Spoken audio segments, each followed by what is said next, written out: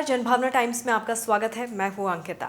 देश की प्रमुख एविएशन कंपनी स्पाइस जेट लगता है इन दिनों मुश्किल भरे दौर से गुजर रही है। अभी मई महीने में कंपनी के सिस्टम पर हुए रैमसवेयर अटैक की वजह से कई फ्लाइट्स की उड़ान में देरी हुई थी। बाद में फ्लाइट्स का ऑपरेशन सामान्य हो गया और गड़बड़ी को ठीक कर लिया गया।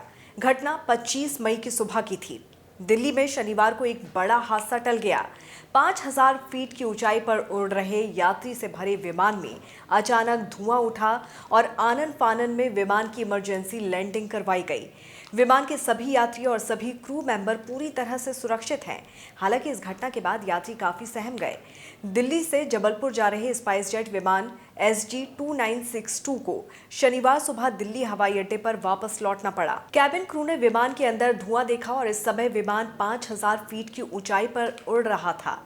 स्पाइस जेट के प्रवक्ता ने कहा कि सभी यात्रियों को दिल्ली हवाई अड्डे पर सुरक्षित उतार लिया गया है। दिल्ली से जबलपुर जा रहे स्पाइस जेट के विमान के सभी यात्री सुरक्षित बताए जा रहे हैं। स्पाइस जेट के इस विमान में 50 से अधिक यात्री सवार थे। विमान में सवार एक यात्री ने ट्विटर पर वीडियो शेयर करते हुए लिखा कि आज सुबह इस घटना का सामना करना पड़ा। ऐसा लगता है कि स्पाइस जेट यात्रा के लिए अब आज सुरक्षित है। विमान में आग लग गई थी, शुक्र है कि हम सब सुरक्षित हैं। उन्होंने ये भी लिखा कि लंबे समय से फ्लाइट का इंतजार कर रहे हैं, लेकिन स्पाइस जेट के पास बैकअप नहीं है। इससे पहले एक ऐसी ही घटना बिहार के पटना में देखने को मिली थी। ये भी स्पाइस जेट का ही विमान था जिसके इंजन में उड़ान भरते ही आग लग गई थी।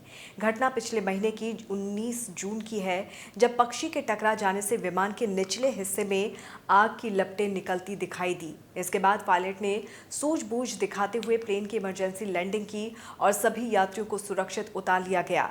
इस विमान में 185 लोग सवार थे। ये विमान पटना से दिल्ली जा रहा था। आपको बता दें कि एयरलाइंस के पास 91 एयरक्राफ्ट्स हैं, जिनमें 13 मैक्स प्लेन हैं और 46 बोइंग 737 के पुराने वर्जन हैं।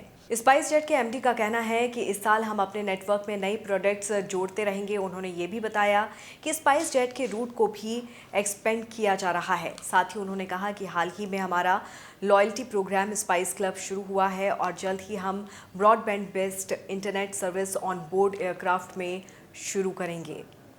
देश दुनिया की तमाम खबरों को विस्तार से जानने के लिए आप हमारी वेबसाइट www.thejpt.com को लॉग इन कर सकते हैं।